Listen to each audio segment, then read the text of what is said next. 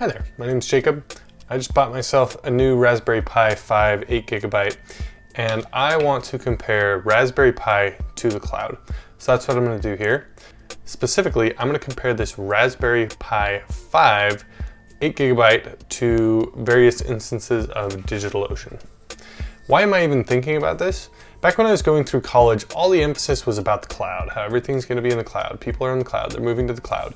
Even today, I still hear businesses talking about moving to the cloud. If they're doing something new, they're going to move to the cloud. But I think the hype is kind of over about the cloud, like, oh, everything's the cloud. A couple years ago, David Heinemeier Hansson, CTO of 37 Signals, the company that makes Hay and Basecamp, announced that they were moving all their services out of the cloud and it was going to be in co-located space running on hardware that they own. And the reason why is because of the cost. And he said that over a 5-year span, it would save them about $7 million. And I think later he corrected it to about $1 million is what they're actually seeing. So that's pretty substantial. I mean, that's many people that they can employ, or money back to investors or to the owners. So why do I care about this? I am running a game called TelAIphone, and if you haven't tried it, I highly suggest you play it. It's really fun. So what is TelAIphone? TelAIphone is a spin on the classic telephone whispering game, where you whisper down a line of people and eventually the message comes out kerfuffled and it's kind of fun. Instead of whispering, you're passing images generated by an AI. And there's a number of AI inferencing that happens in the game. A lot of it can be done on CPU. So the image generation that happens through an API, but there's also some image captioning that is done, and I run that on computers that I have at my house, here right behind me. And I've been thinking, like, okay, maybe I should put these services in the cloud so that it's more likely that they run stably or faster, but I've been thinking maybe I just get a fleet of Raspberry Pis to do the same thing in addition to the server that I currently have doing it, if the load ever gets high enough. So back to the question, Raspberry Pis versus the cloud, how am I going to break it down to which one is better? So I'm going to break this down into 3 categories. First is cost, speed, and then reliability. First, let's talk about cost.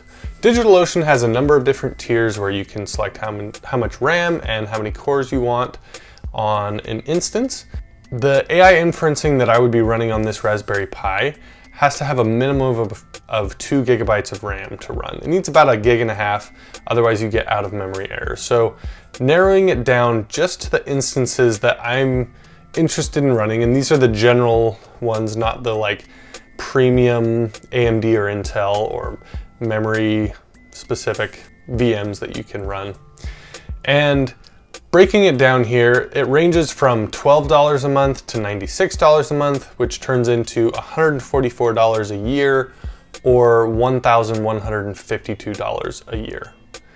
Now, already the lowest tier, if you compare that to what I spent on the Raspberry Pi, you're already breaking even in a year by purchasing a Raspberry Pi. So here is the receipt from the Raspberry Pi that I bought on Pi Shop. So you have the Raspberry Pi 5, which came with the active cooler and a 27-watt charger that I had plugged into my wall. I additionally got the real-time clock, a micro SD card, the just recommended one because I wanted to see how the recommended specs performed against DigitalOcean. And then the micro HDMI adapter. So we're going to give a check mark to Raspberry Pi. It wins in this one. If I can run it on a Raspberry Pi, the cost is one time and it's cheaper than the lowest tier of DigitalOcean for a whole year. So next is speed. And how am I going to compare this? I wanted to do it as real world as possible. So in the back end of TelAIphone, I built a stress test where I can send it a number of jobs that are these image captioning jobs. So it sends it an image and it has to run an inference on it and it gives me back a description. So first off, pulling the container. It's kind of a large container because it contains this AI model. It's about 2 GB, give or take. and speed to do this. And this will give us a little bit of network speed and also of decompression. And they all performed about the same. The 4-core 8GB instance of DigitalOcean performed the best, but not by much. It was only by a fraction of a percent. So in this one, I'm giving them both thumbs up, but this is honestly something that you're not going to do that often. So I'm not putting a lot of weight in this category. Overall, they perform about the same. Next is where we get into the bulk of it. So for each of them, I ran a job processing 5 images, and I ran each of those 5 times to get an average. And you can see here that the 4-core 8GB instance of DigitalOcean blew them all out of the water.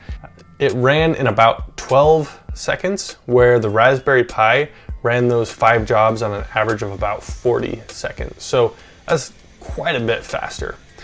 I put in here for reference the server that I'm currently running on it, which is an older i7 with 16 gigs of RAM, and it performed on par, give or take, with the DigitalOcean. I'm not exactly sure what the big difference is here. I mean, obviously running something on enterprise hardware is going to be faster. Even the 1-core DigitalOcean instance beat my Raspberry Pi by about 50%. So in this category, the win goes handily to DigitalOcean, where even the cheapest tier beat the Raspberry Pi by double. So I wanted to try to break down where that performance gain was coming from. Was it something in the memory, or was it something in the CPU? The base clock of the Raspberry Pi 5 is 2.4 gigahertz. And I'm not exactly sure which CPU DigitalOcean is running. When you run lscpu in the command line, it says generic DigitalOcean. It doesn't give you the exact specs of the CPU that you get to run in your VM.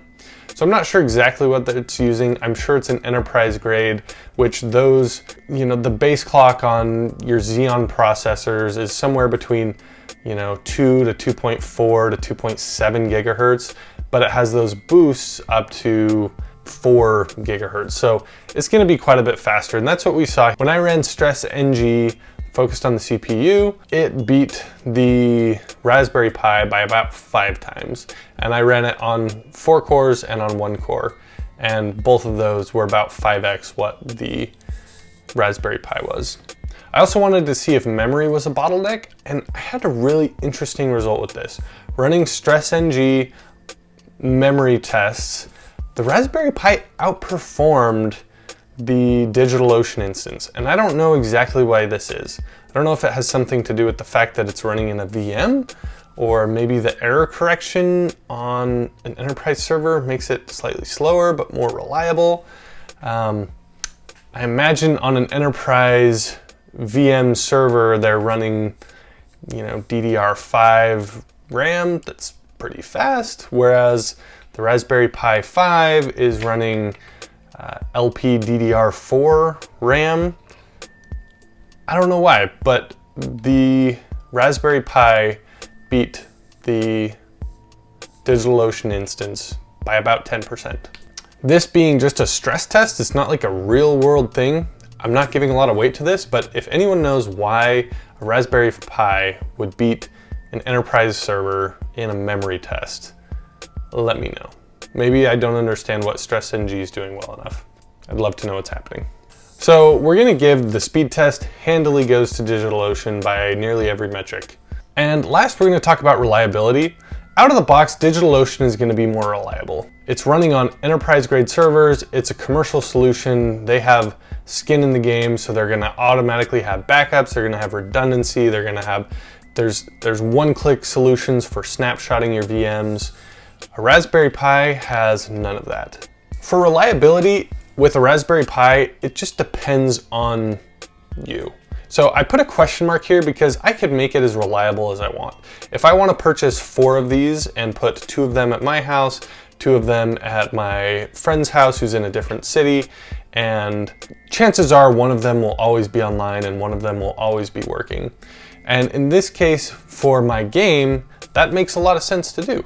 If I can purchase a few of these for a few $100s and send those out instead of continually paying for a service that I know will be online but is more expensive, I would kind of opt to have a few of these sitting around at a few different places that I know one of them's always going to be up and running. Currently, the load on TelAIphone, my game, is not high enough to really merit paying for a dedicated service to always be online. Where it takes 40 seconds to process 5 jobs, that's about enough to support 3 concurrent games, because you only do that initial image captioning job at the beginning of the game. The rest of the game, you never have to do that job again. Now, the last thing I'm going to talk about, and this is where the cloud really shines, is flexibility.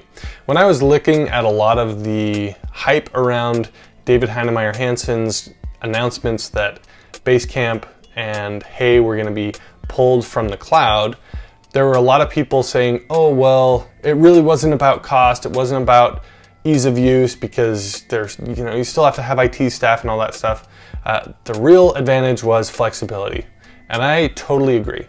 If I own this, that $137 that I spent, that is gone forever. And in its place, I have a Raspberry Pi, which will depreciate over time, and that's fine. But if I want this to be a NVIDIA GPU to run a different inferencing thing that needs more GPU power instead of CPU, I am stuck with this. That's all I have. Whereas in the cloud, I can very easily spin down a droplet and spin up a different droplet that has that GPU enabled. So flexibility definitely goes to the cloud. So last, my conclusions. Which should you use, a Raspberry Pi or the cloud? And my conclusion is both. And this is what I currently do. I'm running a number of services in the cloud on DigitalOcean. The backend for TelAIphone runs on DigitalOcean. And since I've architected TelAIphone in a microservices type of architecture, I can run a lot of the backend heavier processing jobs that might cost me a little more to run. If I was to run them on DigitalOcean, I can run them at my house on older computers that cost me very little, just a little bit of electricity.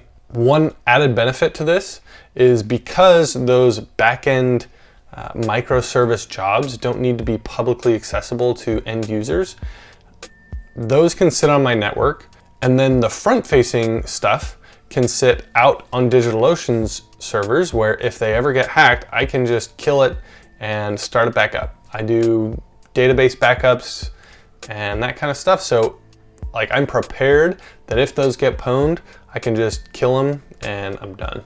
So these have been my thoughts on a Raspberry Pi versus the cloud. I definitely think hybrid is the model that most people are going to end up using. And unless you're just like the most intense home labber, which you go, and I envy you, I think for most companies even, a hybrid approach is the way to go. Anyway, if you have comments, I would love to hear them. And yeah, talk to you later. Bye.